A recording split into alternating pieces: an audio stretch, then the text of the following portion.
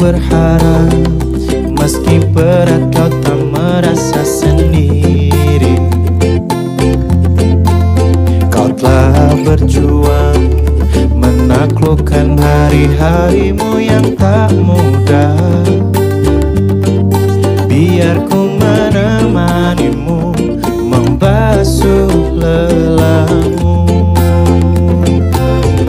Izinkan ku lukis senja, mengukir namamu di sana, mendengar kamu. Jangan lupa untuk subscribe dan aktifkan loncengnya agar sahabat-sahabatku menjadi orang pertama yang memperoleh konten terbaru dari NH Gio Herlambang. Bawa kamu bintang-bintang, Selamat menyaksikan. yang terluka hingga kau bahagia.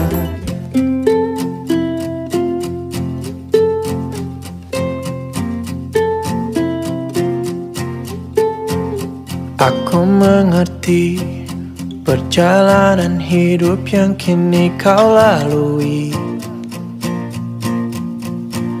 Ku berharap meski berat kau tak merasa sendiri. Kau telah berjuang menaklukkan hari-harimu yang tak mudah. Biar ku menemanimu, membasuh lelahmu.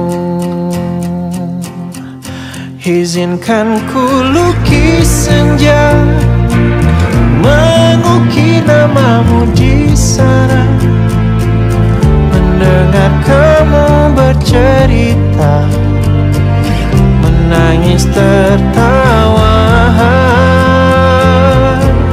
Biar ku lukis malam, bawa kamu bintang-bintang, untuk temanimu yang terluka hingga kau bahagia.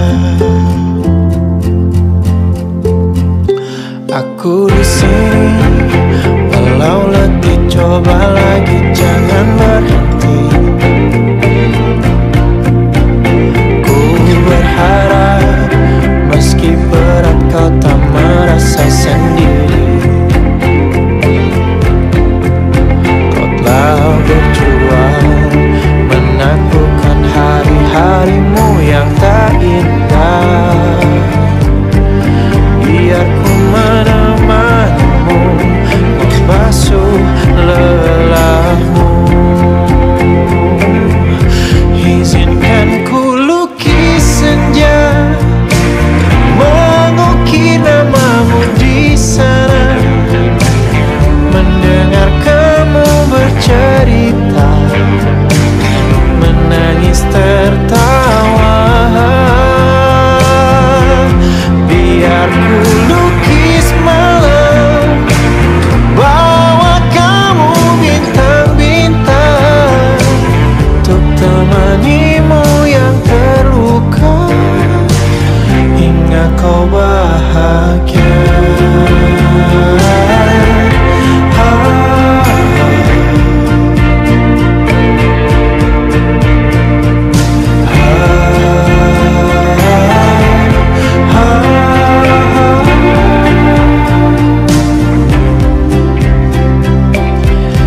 Izinkan ku lukis senja, mengukir namamu di sana, mendengar kamu bercerita, menangis tertawa.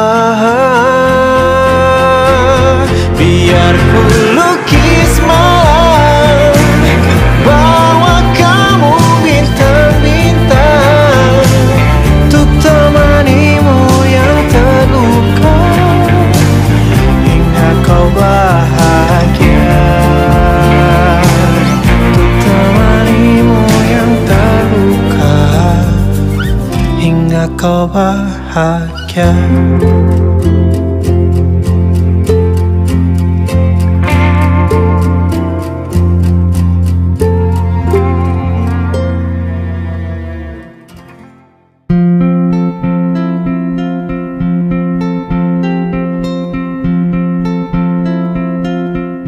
Bismillahirrahmanirrahim. Ustadz, kita sebagai hamba Allah tentunya memiliki keinginan untuk hidup bahagia di dunia maupun di akhirat. Yang ingin saya tanyakan Ustadz, bagaimana langkah, cara, dan ikhtiar kita untuk dapat mampu meraih bahagia yang sudah disebutkan dan dimaksudkan konteks di atas? Mohon pencerahan dan penjelasannya Ustadz. Siapa yang ingin bahagia boleh angkat tangan. Saya ulang, siapa yang ingin bahagia? Baik, banyak orang ingin bahagia tapi tidak mengikuti jalur kebahagiaan. Itu persoalan.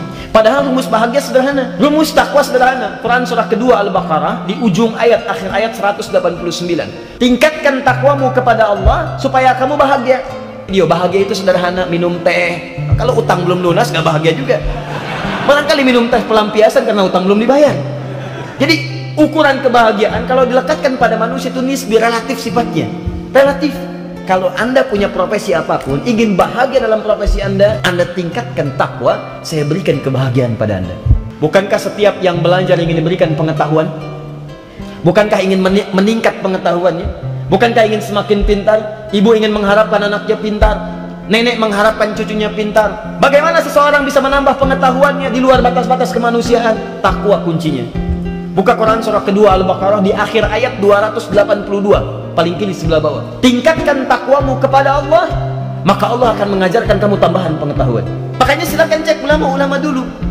Ketika mereka berusaha untuk belajar pengetahuan, yang pertama dilakukan Pak, bukan baca kitab, meningkatkan takwa kepada Allah Subhanahu wa taala. Buka semua kisah orang-orang hebat di masa lalu. Semua orang-orang hebat itu memulai pembelajarannya bukan dengan membaca kitab tapi meningkatkan takwa kepada Allah Subhanahu wa taala. Apa bentuknya? Salat, baca Quran. Mereka rata-rata 7 tahun udah hafal Quran, atau paling minimal mulai menghafal 9 tahun hafal Quran. Dan apa yang terjadi? Semua ulama hebat itu ketika sholatnya bagus, hafalan Qurannya bagus, maka pengetahuan datang dengan begitu mudahnya. Bahkan ketika mereka lupa, itu Allahu Akbar, tidak buka kitab teman-teman, datang ke masjid, sholat 2 rakaat. Begitu masuk masjid, sholat 2 rakaat, tahiyatul masjid. Begitu selesai ingat. Kadang-kadang orang sekarang lebih hebat lagi, dia sholat mengingat apa yang tidak ingin diingatnya, semua ingat. Tapi bukan dalam konteks yang positif, sampai lupa berapa rakaat sedang dikerjakan. Maaf, teruskan lagi. Siapa yang ingin hidupnya ringan? Diringankan hidupnya, mengalir rezekinya bahkan dari hal yang tidak dia duga-duga. Bagaimana kuncinya? Bekerja itu penting, tapi ada yang dipercepat oleh Allah, ada akselerasi.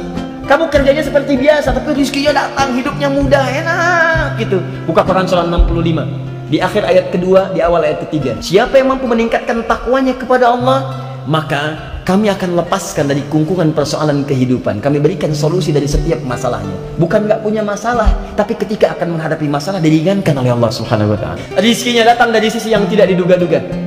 Rizki jangan digambarkan dengan uang saja, jangan dengan materi saja. Ketenangan itu rizki, kenyamanan itu rizki, sehatnya anak-anak itu rizki, keturunan itu rizki. Coba antum pilih mana? Kaya tapi gelisah, atau miskin tapi tenang? Pilih yang mana? Tidak ada pilihan ketiga, nggak usah ngomong. Kadang-kadang apa yang tidak dipegang itu lebih menenteramkan. Banyak hal kadang-kadang yang tidak kita pegang tapi itu begitu menentukan. Ketenangan, kenyamanan, rizki macam-macam. Anda jadi champion di perusahaan tapi tidak pernah selesai masalah di rumah tangga. Coba dicek, mungkin bukan karena Anda kurang hebat, mungkin Anda kurang takwa kepada Allah Subhanahu wa taala. Atau Anda bagus di rumah tangga tapi rizkinya susah. Mungkin bukan karena Anda kurang baik sebagai seorang ayah, tapi Anda kurang dekat dengan Allah Subhanahu wa taala. Atau bahkan mohon maaf, sholat Anda bagus, baca Quran Anda bagus, tapi dengan orang tua itu belum tuntas masalahnya. Tiap malam dia mengadukan masalah Anda di hadapan Allah Subhanahu wa taala. Ya Allah, anak saya, ya Allah, kenapa sampai hari ini dia belum minta maaf kepada saya? Ya Allah, anak saya, ya Allah, saya mengandung dia, saya melahirkan dia dengan perjuangan dalam kematian saya. Bahkan sampai hari ini dia belum telepon saya. Itu barangkali yang menyebabkan, bukan karena Anda kurang dekat dengan Allah dalam hubungan ritual, tapi persoalan sosial dengan kehidupan Anda itu yang belum selesai. Barangkali ini yang harus diperbaiki. Bukan sekedar lampu yang harus diperbaiki, tapi lampu hati kita itu yang harus diperdalam. Kalau kita dilebihkan, maka ujiannya adalah ujian syukur. Jika kita disempitkan, maka ujiannya adalah ujian sabar. Maka jangan silau ketika engkau mendapatkan kebahagiaan, jangan galau ketika engkau mendapatkan kesedihan. Kenapa? Karena dua-duanya sama saja. Dua-duanya adalah perangkat bagi kita untuk mendekatkan diri kepada Allah Subhanahu wa Ta'ala. Jadi harta itu, rizki itu banyak sedikit gak ada urusan. Yang penting bagaimanapun keadaannya mampu menjadikan kita lebih dekat dan taat kepada Allah Subhanahu wa Ta'ala. Untuk apa dilebihkan kalau jadi sombong? Untuk apa disempitkan kalau jadi putus asa? Maka ini penting melibatkan Allah dalam setiap urusan. Libatkan Allah dalam kehidupan kita. Jika kita berhasil, tidak akan membuat kita sombong. Dan jika kita gagal, tidak akan membuat kita putus asa. Aku orang bertulis, tapi panjang